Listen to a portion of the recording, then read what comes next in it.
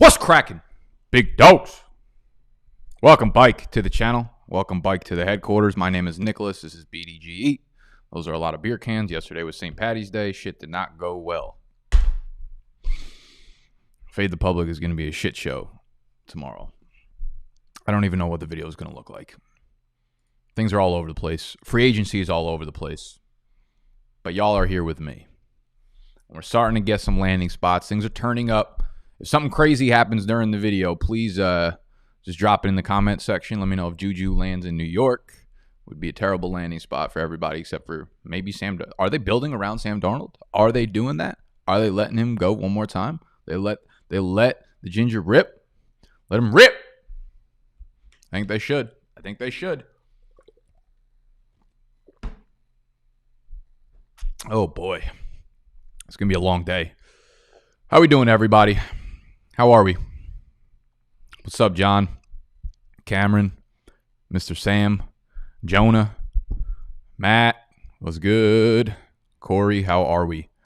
Nick came when he saw Curtis Samuel to WTF. Absolutely not. Like, are we really gonna do this again? We're gonna pretend that him landing with Ron Rivera is a good landing spot? I get it. They needed weapons. They needed weaponry there. But like Ron Vanilla Rivera, that shit is smooth as hell. He's not creative. What the fuck you think they're gonna do with Curtis Samuel? I don't know. Good playmaker. The other problem with this whole situation is like we don't want starting Ryan we need underdog Ryan Fitzpatrick. Like, we need come off the bench. You're not supposed to be the starter. Therefore, you got nothing to lose. Therefore, you start winning because you got nothing to lose, Ryan Fitzpatrick. If we're going into the year, he's getting that $10 million contract. He's probably the starter there in Washington. You know what I'm saying? So, like, I like Terry, I guess.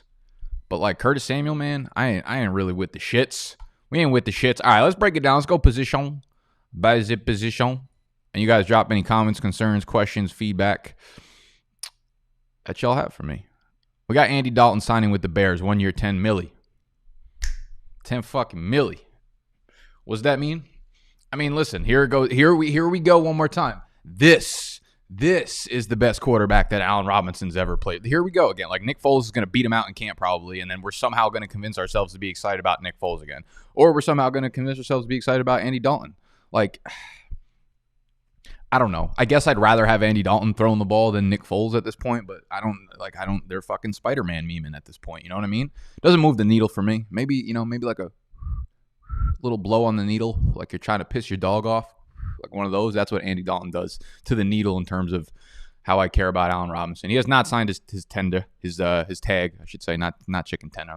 My mind's on chicken tenders like 96% of the time. So he hasn't signed. He won't for a while. We'll see what happens there. I mean, listen, like, how are you going to be excited about Andy Dalton? You just can't. Okay, so that's really the only piece at quarterback that fell outside. We did a first round of this free agency recap on Tuesday. So if you missed that, we talked about all the people that landed prior to basically after Tuesday's video. So Ryan Fitzpatrick was kind of involved in that. But again, like, Fitz, yeah, sure. I guess I'd like it for the passing offense. Like, he's better than whatever they fucking had last year. But, you know, going into the year with every team knowing exactly what they're about to play against, I'm not, like, super excited for Fitz. I'd like it for Terry. He'll get a little bit more of an accurate quarterback. But Curtis Samuel, man, 3 years, $34.5 million. Like, again, we're just going to pretend like Ron Rivera is going to unlock Curtis Samuel again when we literally had a 3-year sample size of that not happening.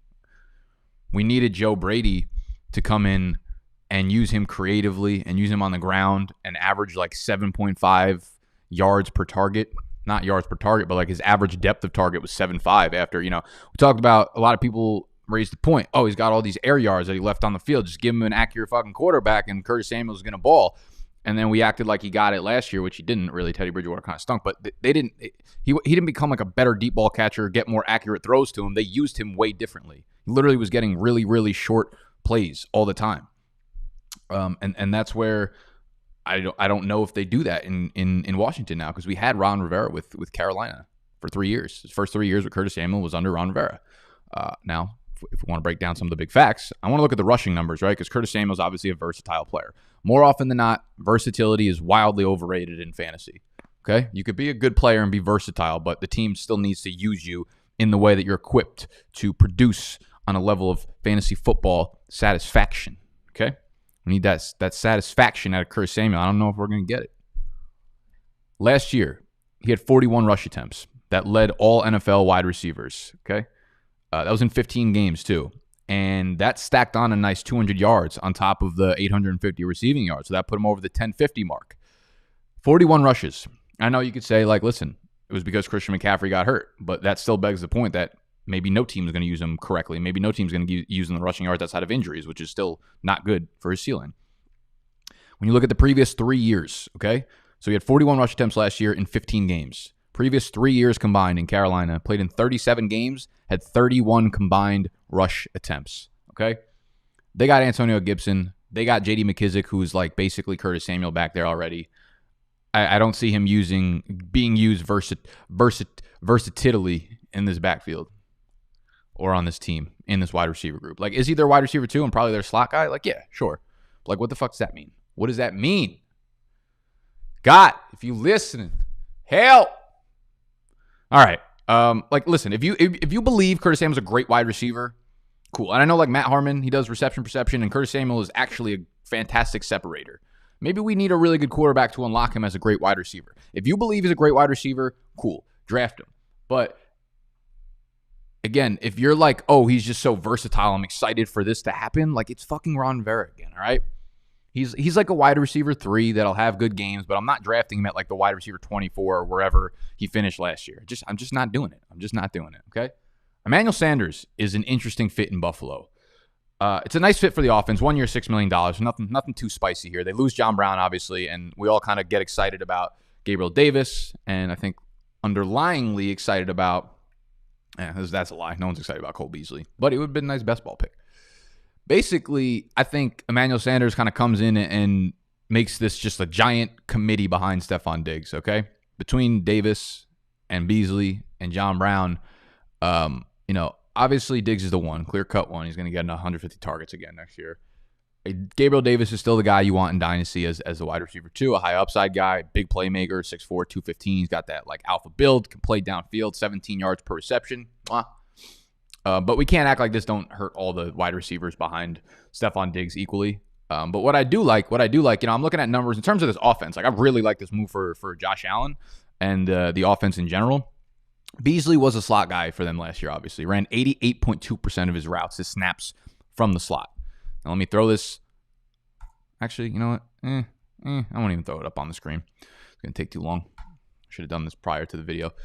So, with Sanders signing the slot, like, this could be a good move if they really don't have a pass-catching tight end on the roster that they trust. Because what they did last year, right? Like, you thought of Buffalo the previous years and, like, a team that wants to run the ball, a team that wants to go run heavy, a team that wants to have success on the ground and, like, not be so air attack. And they just said, fuck that. We're, boom, boom, boom, boom, boom, boom. Josh Allen, we want you in our room.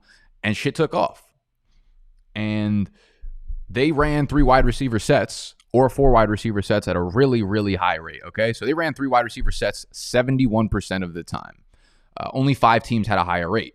They ran 4 wide receivers or more. So think of like the Arizona was the only team that had a higher rate of having 4 wide receivers on the field or more at the same time. So like that spread offense where you got 2 outside, 2 slot guys inside, and then either a running back or a tight end. More often than not, it's the running back in the backfield, but just not having a tight end on the field.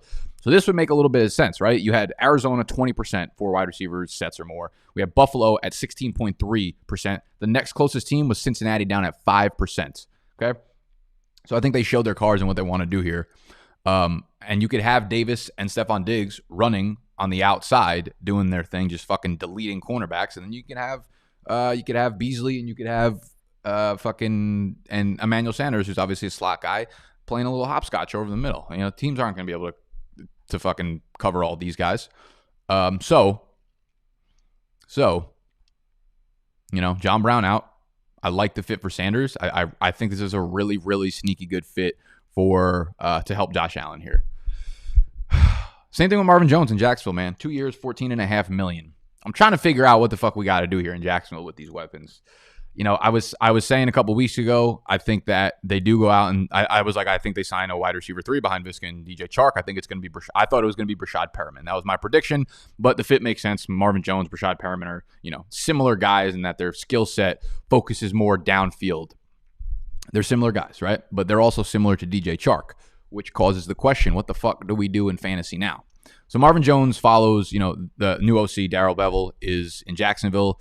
And we kind of got a glimpse of what the offense looked like or what Marvin Jones' involvement in the offense was the last couple of years. He was pretty damn involved.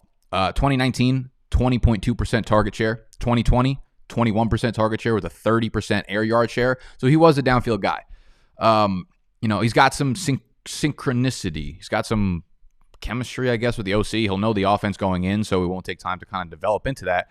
Regardless, it makes it difficult to buy into kind of any of these guys, right? Chark, Visca, Marvin Jones. Even with Trevor Lawrence coming to town, man, I think Chark and Visca are kind of like high upside wide receiver 3s that you can draft in fantasy right now. I'm not going to be taking them in the wide receiver 2 range, most likely. Maybe I'll fuck around and grab a Visca share or two in like the wide receiver 22 to 26 range, but I ain't going to feel pretty comfortable doing that at all. Now, Jones is not really a guy I'm going to be targeting. I mean, he's old, but he is a nice piece for the offense. And listen, if he's going to go 5-6 rounds after DJ Chark, he might be worth dabbling. He might be worth taking the value shot on because, again, he's got this involvement that we've already seen in Darrell Bevell's offense. I don't think he's washed. He's dealt with injuries over the last couple of years, and he's been on and off the field. But if he can stay healthy for a little while, like he can be a playmaker. I don't think Marvin Jones is done by any means.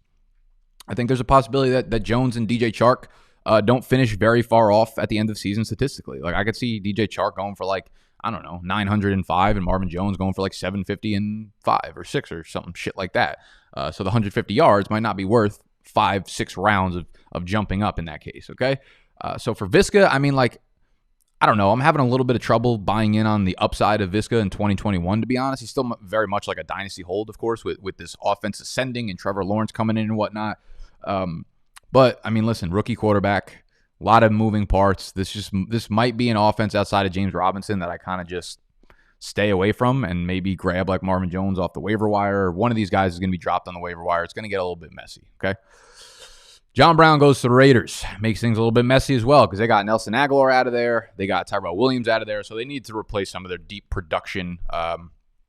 And, he's going to be fucking annoying. He's going to post 700 yards and disrupt Bryan Edwards and Henry Ruggs' development here.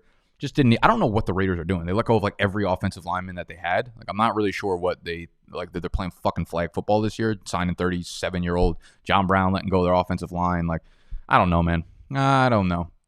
So Edwards obviously still a hold. Henry Ruggs is, I don't think you grab a guy like John Brown if you're super confident in Henry Ruggs being a good deep threat for you this year. So not great for the other pass catching weapons, but there was room to be had because Tyrell and John Brown Tyrell and Nelson Aguilar are gone.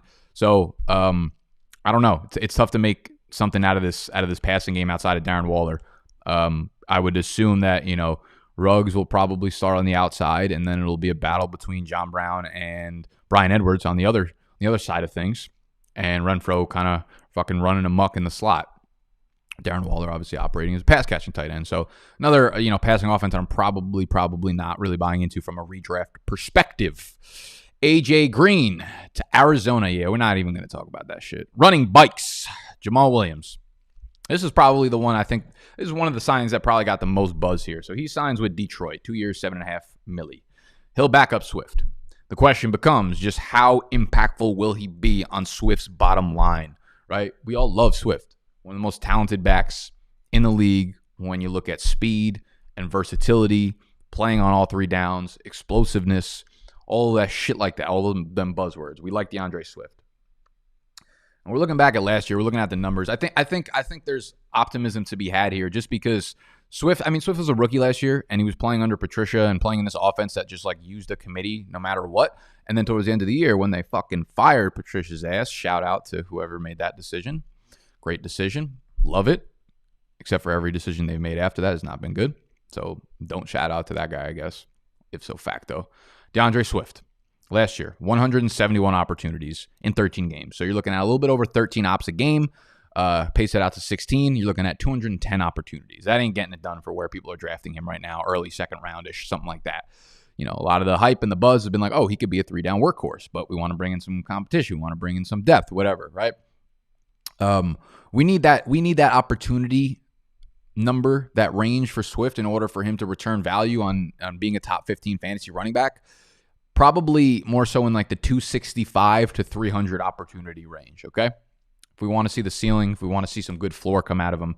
When we look back at last year, like this signing with Jamal Williams probably means AP's gone, right? AP's gone. I hope he signs somewhere else. The guy's supposedly facing some tax evasion charges or some shit like that. So shout out to him because I relate to that. You know what I'm saying? One of my biggest fears is just waking up one day, getting a letter from the IRS, and it's just like, you didn't pay your fucking taxes this year. We're coming for your ass.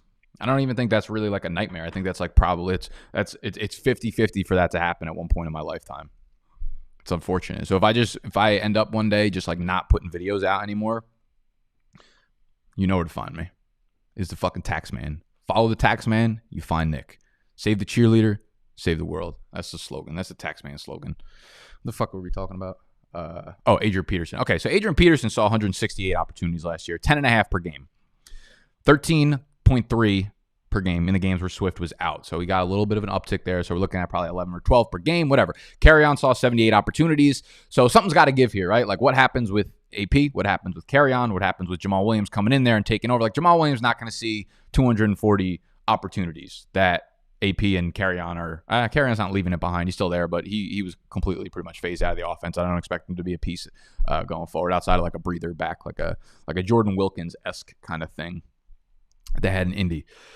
You look at the Lions letting go of Matt Patricia, and I think that might be more predictive of what we can expect from DeAndre Swift going forward, because you look at the last 4 weeks of the season, and DeAndre Swift took over, right? He came back from a multi-week injury and then immediately was inserted into basically the RB1 role, seeing 15.5 opportunities per game. AP's numbers dropped down to 5.5 per game. So I think that's kind of stuff that we can expect. And now with, not being a rookie anymore, a little bit more hype around him being the workhorse, like I think we easily see that 15.5 opportunity number go up to 16, 17, 18 per game, right? I think he lands probably in like the 16 to 19 opportunity per game field, which will equate to between, 260 to 300 opportunities on the year.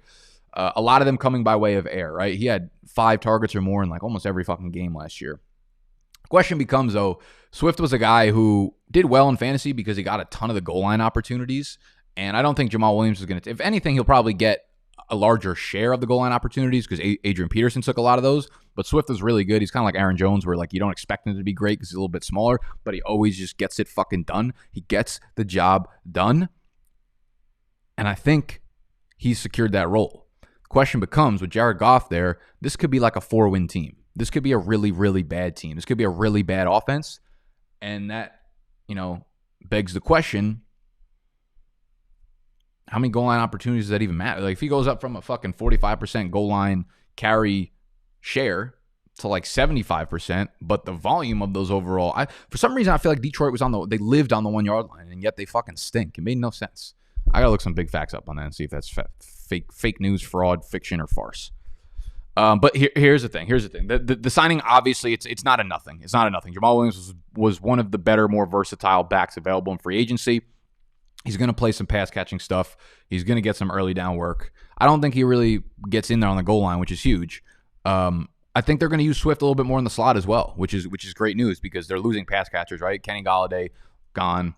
Marvin Jones, gone. They're going to need to find creative ways in order to use these guys, their best pass catchers on the team, and that is Swift. So I could see him getting upwards of 70, 80, 85 targets this year, which would be massive, right? Because he's got that explosiveness where he can make big plays regardless of what kind of fucking volume he's getting on a week-to-week basis. But again, it makes it a little bit dicey, right? It probably secures Swift's ceiling as a little bit lower than any of us wanted to see, right? Like in a perfect world, he had top 5 upside type ceiling. I think there's a little bit more risk involved now. Because when you're drafting, an early second-round running back in fantasy drafts, you're doing that because those guys have league-winning type upside, right? And I'm not sure he really has that anymore. So yeah, this move's probably going to push him down a little bit in my rankings. He'll probably be more like back-end running back 1, maybe in the running back like 12 to 15-ish range. A little bit of upside there, but I think that's probably about the right thing to do. Indy did the right thing re-signing Marlon Mack. You hate to see it. 1 year, $2 million. Brutally low contract for a guy who probably deserved more, but he tore his Achilles next year, and he's just going to end up being, again, what Jordan Wilkins was to Jonathan Taylor last year, and that was a fucking annoying-ass fly just flying around his head and shit that Jonathan Taylor can just smack at any time if he wants to. So I don't expect much from Marlon Mack. I mean, a 1 year, $2 million contract coming off the Achilles tear, like that is just such a difficult injury to come back from as a running back. It just zaps a lot of your explosiveness. So it doesn't affect anything for me. In Indy with Jonathan Taylor, still a top 5 pick next year for sure. Mike Boone finna be a top 5 pick next year. I love this motherfucker. I mean, he signs with Denver, but it gets interesting. 2 year, $2.6 million. It's borderline interesting a little bit. If he's available in Dynasty, I would definitely go pick him up if your waiver wire is open right now. Explosive player. Philip Lindsay's tender was retracted today. So they came to a mutual agreement. He's like, I want to hit the fucking market. And for some reason, they were just like, yeah, cool, whatever. Royce Freeman is still there. But Mike Boone is much more like Philip Lindsay than Royce Freeman is. He's just not clearly he's just a terrible fit in that Denver offense. I think what this does, though, what I kind of like here is that Mike Boone signing kind of protects both Gordon and Mike Boone now from them probably drafting a running back. Whether they were going to go 3rd, 4th, 5th round or whatever, I think like best case scenario is a mid to late day 3 kind of guy. I think Gordon is a fantastic value right now in best ball drafts and season long drafts. He's going to be a guy that you could probably grab as like the RB 20 to 24 in drafts and probably perform like a top 15 to 18 running back. Right now he's got an ADP of 64th overall per Underdog Fantasy. And like, you know, in the 6th round, I'll take that fucking running back production all day if you end up going, you know, if you want to grab like a Devontae Adams or Tyreek Hill early in the draft, you want to grab a Travis Kelce or some shit, like Melvin Gordon will be a plug-and-play, low-end RB2 weekly. And, yeah, I like the volume that we're going to get from him probably there. Let's talk about tight ends. I think the only one that we have not covered since, like we talked about Jonah, we talked about Hunter Henry. I think the only other one was like Gerald Everett here. Signs with the Seattle Seahawks. 1 year, $6.5 million. I mean, his athletic profile is just something that will get us excited until he's like 35. And then we're just like, fuck, you know. We wanted it to happen for so long. Look at his fucking 40 time. It's got to happen. And before we know it, you know, he's just so fucking old and it just never happened. But he's got his opportunity, man. He's got his opportunity to make it happen right now. And it's with Seattle. 1 year, 6.5. Greg Olson's gone. Jacob Hollister's gone. Will Dissly's still there. They have last year's like 4th, 5th round pick, Colby Parkinson, who's like coming off a broken foot. And yeah, he's not going to do shit. But it's going to be Will Dissly, Gerald Everett. I think this 1 year deal, money-wise, puts him in line with like Blake Jarwin and Eric Ebron in terms of like an average annual value standpoint. So he's like intriguing. Everett has increased his numbers, like his raw statistics. We're talking about targets, receptions, yards, in each of his 4 campaigns. But again, it's like, you know, the young tight ends, we're waiting for them to break out. It's like, okay, he's like about to be 27 and still never really took that step forward. Even last year, he took a step back from his 2019 campaign on a per game number basis. So he was sharing time with Tyler Higbee, obviously. And I think, again, like this is a point I made last video. Most tight ends, most groups on teams are in some sort of tight end by committee. There are very few Travis Kelce's. There are very few Darren Wallers. More often than not, we will see some kind of fucking Will Dissly, Gerald Everett type fucking beat. Okay? We're going to see some sort of committee probably. I think, like, you know, he's intriguing. Of course he's intriguing. He's got good yak. He's getting lined up with Russell Wilson, of course. But I think to think of him as anything more than like a mid to low tight end 2, projecting for upside next year is kind of like borderline delusional. Obviously, if you own him in Dynasty, you're excited because now he gets to link up with Russell Wilson. And if he performs well this year, he probably has a nice little contract in his future. Probably stuck with Russell Wilson as well. So this is a team that doesn't have many playmakers outside of their top 2 wide receivers. So Gerald Everett can fit in there as like their number 3 target this year. So there's definitely some upside, but like I think we need to be a little bit realistic with the landing spot here. All right. What else do we got? That's really all I think I have. What do we got going on in the chat? Juju to the Jets rumors. Yeah, I saw that. The fit makes sense. I think Juju probably wants to be in a market like New York, you know, just on a fucking personal level. Sam Darnold and Juju linking up back in college would make a little bit of sense, but it would absolutely fucking murder Denzel Mims. It's a weird fit just because Jamison Crowder is there. They could cut Jamison Crowder, I think, and save like $10 million on the cap. But like at the end of the day, when you're a shit football team, you want to keep as many good football players on the team, especially when you have the cap. And I feel like, you know, Jamison Crowder, not a big dog's favorite, but like I don't hate the guy. I think he's fine as like a wide receiver 2 or 3. So Juju signing there would be, and any of the big name guys, like if we get a Kenny Golladay signing, if we get a Juju signing, I mean, obviously we're going to get a signing for either of those guys. I'll probably make an individual video for each of those guys. It's just, I wanted to kind of recap all the fucking shitheads that have signed in the last couple days. Where can I get the shirt? BigDogsFantasy.com. BigDogsFantasy.com. I love Akers and Gibson. Don't forget about CEH.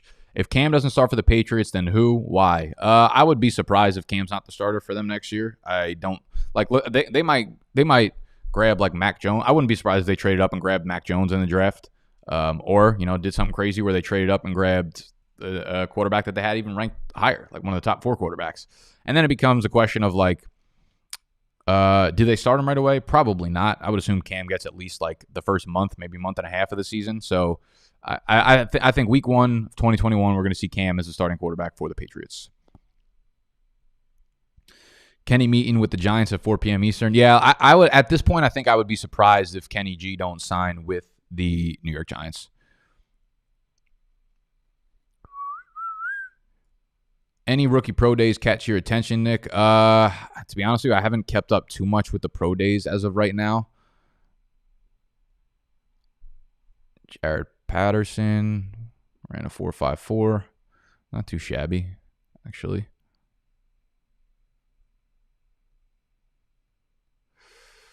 Let's see.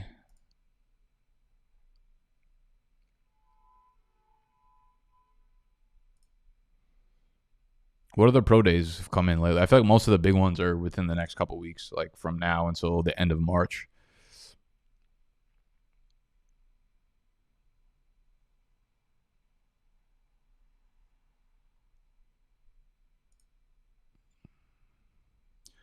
I always feel like somebody's watching me. It's you guys. You guys are always fucking watching me. Who is this? Holy shit. Is this real? Was it Anthony Schwartz? Anthony Schwartz just ran an unofficial 4.26. That's absurd.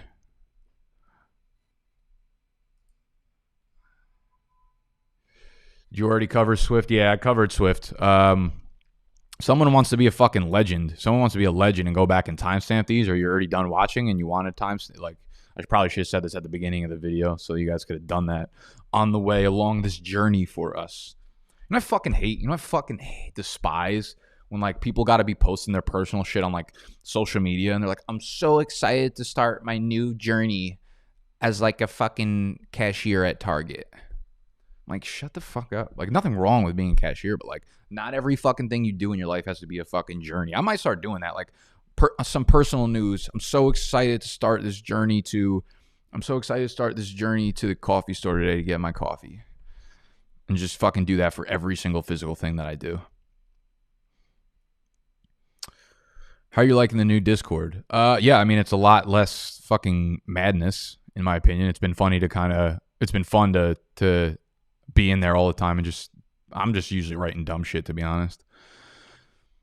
What Noah was right about Schwartz? Right about what? I mean, we knew that he was going to be we knew Schwartz was going to have the fastest 40 time among these wide receivers. That should be no surprise to anybody. But I mean, the question remains, is he good at football? Nick, a big Justin Fields guy. I like Justin Fields, yeah. I kind of want the Falcons to take him. Could be a terrible take in like 2 years, but like, fuck it, right? Fuck it, dude.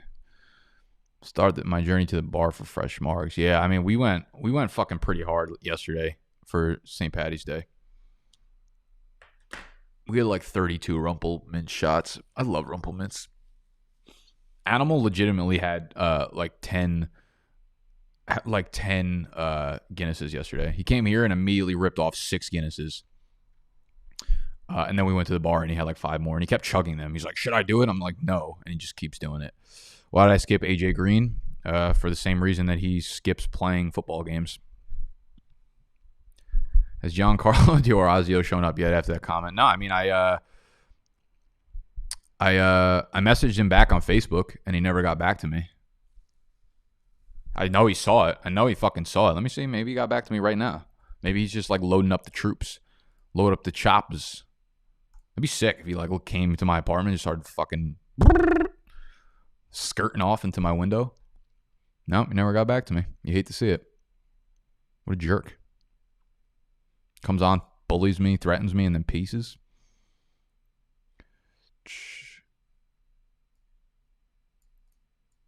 Animal is a chugger. He's usually not. That was the first time I've seen him chug anything since that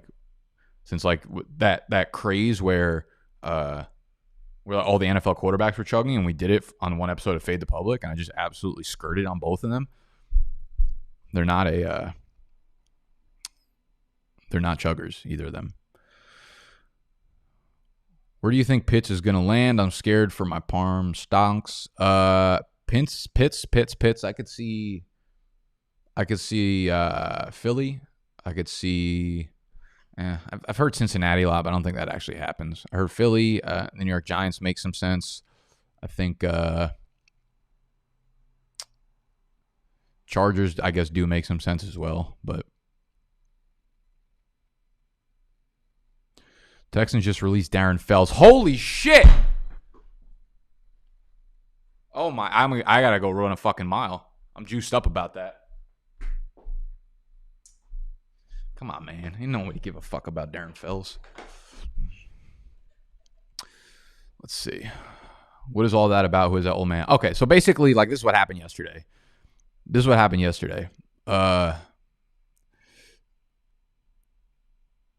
Some dude commented on one of my videos and was like, Nick, can you use less colorful language? My granddaughter is here, and I had to turn you off. And I just commented, is she cute? You know? It had nothing to do with the fucking granddaughter. I'm 28 years old and I'm a grandson. If he had said, my grandma is here, I needed to turn you off, I would have said, had the same exact fucking comment. Is she cute? And when I said, I was just like, she cute, the guy found me on Facebook and then messaged me this long ass piece about how, I'll just read it to you. He was out of control. Somebody hush me. Hey, jerk off, come over and see for yourself if she's cute. Tough guy beyond the screen, bastardo. Peso di merda. Be careful, jerk off. The world is not as big as you think. That's pretty much what happened. And that was the end of it. And I asked, what's wrong, sugar? And he never answered me. Talk about where you think Lindsay, Connor, and Carson signed. I still would love Carson to go to Buffalo. I have no idea where Lindsay's going to sign. I would love Lindsay to go to Atlanta. I would love Lindsay to go to Atlanta. He is a real life football player that I think we could pair with an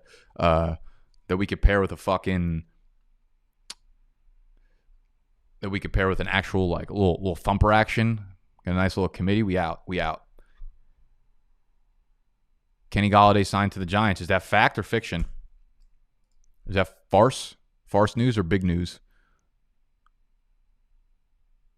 I really got to shut the fuck up sometimes on these, huh? My internet is so slow right now.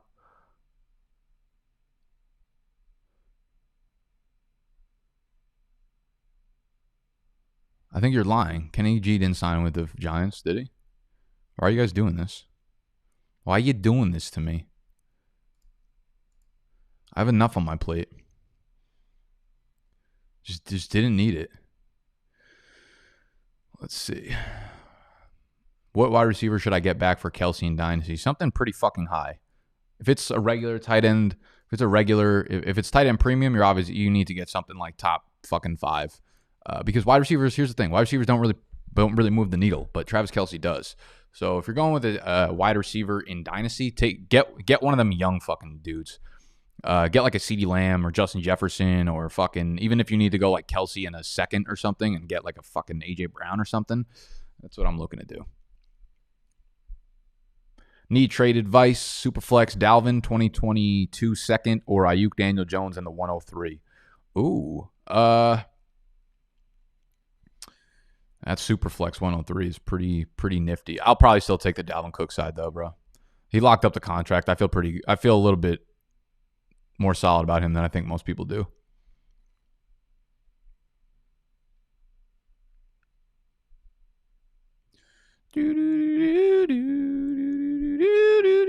type Xander. You're going into timeout.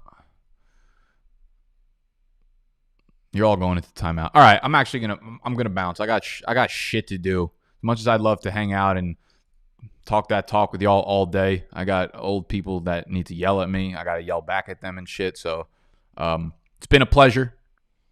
If y'all enjoyed, make sure you hit the thumbs up button. Subscribe to the channel if you're new. We'll be covering more free agency shit as it happens. Once Kenny Golladay signs, once Juju signs, we'll probably do a whole ass video on them dudes. All right? So make sure you hit the notification bell as well, a little bell down there so you know you get a notification as soon as I go live. Okay? I'm out. Love you. Bye.